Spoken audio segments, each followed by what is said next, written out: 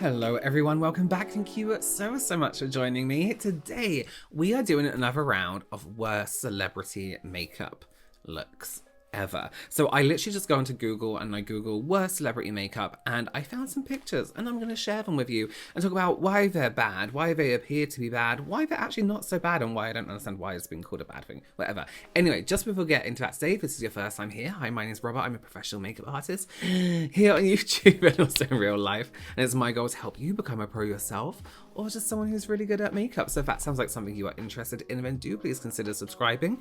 You can follow me on Instagram. I don't know what I'm saying, it pops up at the beginning. Okay, let's have a look. Just a heads up, some of these pictures are quite old, but we can still discuss why they were crap. Okay, let's take a look at this makeup look on Lady Gaga. Here's the deal, right? Okay, so let's start with the lips. Obviously, they're slightly uneven. The lips don't look like they've been leveled out so much. And if you're gonna do a nice strong shape, especially with red and any deeper shades on this skin tone, you really need to ensure that the lip line is incredibly strong and prominent and perfected. This could have easily been fixed by making sure that Cupid's bow was a lot more prominent and not so fuzzy, and by evening out that bottom lip line. Also, the lip line is coming outside of the lip. Yes, we can overdraw lips, but start on the inside corner and come out. We don't go around the outside corner, because then it gives you this look of like, oh, you just like stamped your lips on. The eyes almost look cartoon-esque. I don't know if the lines were meant to be solid or whether it was meant to be like a painted kind of like illustrated look, but I mean, there's quite a few things that make this look quite harsh. They've obviously tried to bleach out her brows with concealer. You can see at the front of the brow here that they tried to just go over with a concealer. That solid line on the brow at the start, it can make anything too harsh. The shape as well, we can see it's way too boxy, but that eyebrow starts after the eye makeup starts. Can you see what I mean? The eye makeup comes in further than the eyebrow, so it gives this really strange ratio to the eye makeup. Also, the liner on this eye in particular, it's fine on the other one, on the inside corner, but it doesn't come all the way in, and where it does come in slightly, it just stops and then there's a little line. If you want to bring in your liner before it reaches the inside corner, bring it in, like get as close as you can to the lash line, and with a black pencil, just line that top waterline a tiny bit to meet where the liner stops. Then it still looks like a consistent line, but it's not on your lid all the way in. It's just the small details in this one that's kind of letting it down. There's a way to do like a really good emo kind of look on a guy that doesn't have to involve full makeup, foundation, whatever, things like that. But this just looks messy, I guess. I assume maybe he did it himself. Here's the thing with most makeup details, like tears coming down or smudged lipstick, things like that. When you're doing it, you have to imitate that it happened. You can't just like drop water on it and let it do its thing, because it's going to be an inconsistent drip, if that makes sense. Or when you smudge lipstick, you can't just smudge it because it just looks kind of shitty. You almost have to paint it on yourself. You have to imitate the accident or imitate the event that happened with the makeup. So this kind of looks more dropped out of school but never grew up. I guess I'm trying to say, then like an emo-y kind of look. And here's the thing with black detailing is you always have to take it as close as you can to the top lash line, even if you're just doing like a quick like grungy look, because then it just looks like you're sick. It looks like you have an eye infection. Red is also fine on the eyes, but I always do prefer to use like a deep burgundy.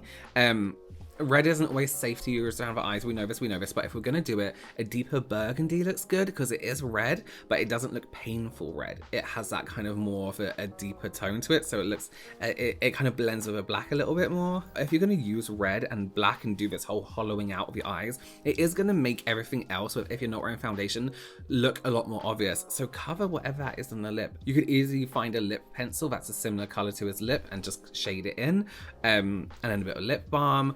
I don't see anything wrong with this. I don't see anything. I actually quite like this. Actually, it's editorial. It's really, really cute. I mind it in any way at all. What's bad? Someone tell me what's bad about this. It's editorial. It's nice. I really like it. I think it looks great on her too. I don't see what's wrong with this. Just me? Okay, Lindsay Lohan again. I actually quite like this vibe on her. The bronzer could be blended in a little bit more. The eye makeup, I'm not too mad about because it's kind of like, I think at the time period, that's a good controlled black. Maybe the black on the left eye could have been blended up a little bit higher just to give it a little bit more of a lifted lid. The lips, yeah, it's a nude. Maybe it does kind of just look like foundation on the lip. A nude lipstick or even like a nice gloss with a tint of color to it. Like a nude color on the lip right here would be great. I really like this look. Her freckles are showing. It looks really nice. It's the bronzer. If that was buffed in even more, she looked a tiny bit more sun-kissed rather than just bronze, that would be great. I mean, tell me what you think. I don't think this is the worst thing I've ever seen ever. Oh, I'm sorry to do it to you twice, Lady Gaga, but we're obviously baking on the nose.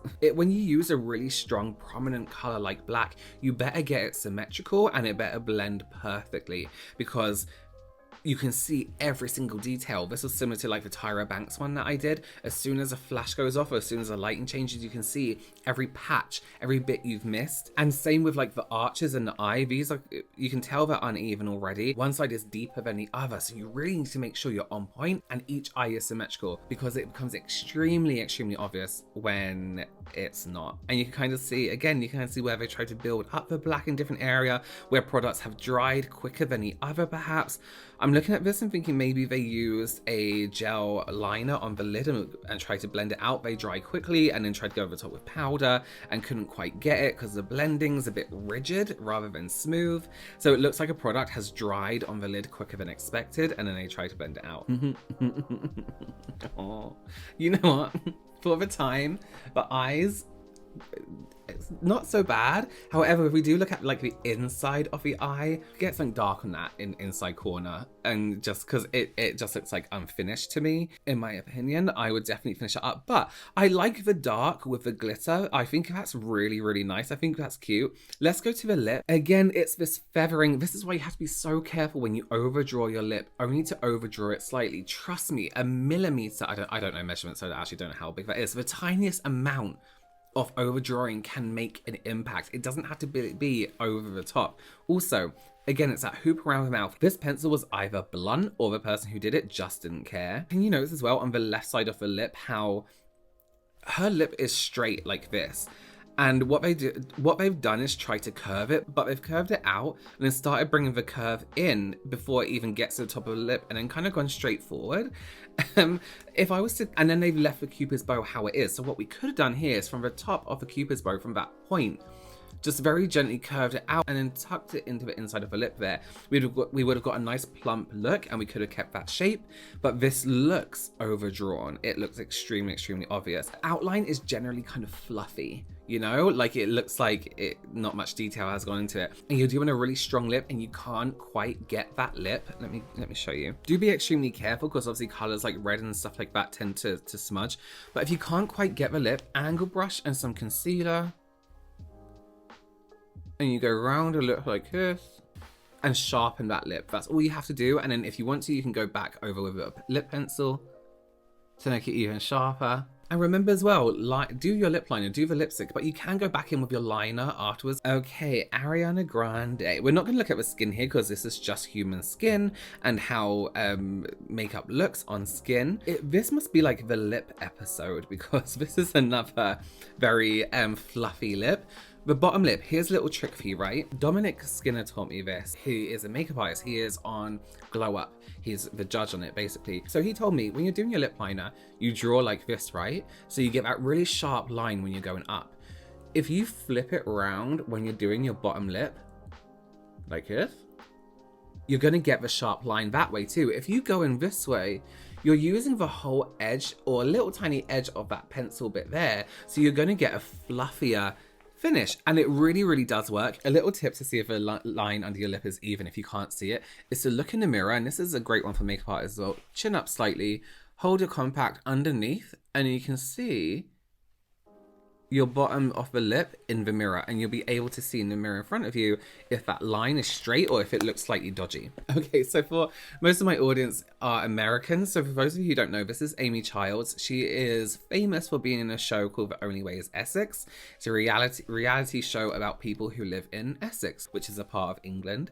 So there's a few things going on here. That to me doesn't look like baking. That just looks like a concealer that's way too light. I maybe would have added a bit more bronzer to kind of balance out the bronze on the body and on the face here. The blush does add a bit of color, but it's very peachy. It's version on pinky peach. So we want to bronze a little bit more. It's not quite that balance, you know? If you're gonna bronze your whole body, bring it onto the face as well, you know, match it up a little bit. You can be using a completely different color foundation to your whole body that you fake tanned or tanned. Why am I sitting back so much? Just get the bronzer out, really make sure, pay attention to detail where you're applying it, and you get a nice fade into the body with your bronzer. Also as well, these lashes do dip below her bottom lash line. So when they dip down, can you see, for example, on mine, I always make sure that the lashes don't dip below where I'm taking my eye makeup, because it brings the outer corner of your lash line down. It almost swoops down that way. So if your eyes may already be downturned, it's not the best thing to do. And her eye makeup as well, they've brought it down in that way. We're not lifting up the eyes in any way either. Okay, our last look. This is Ashanti. I don't know when this picture is from. She looks so young here.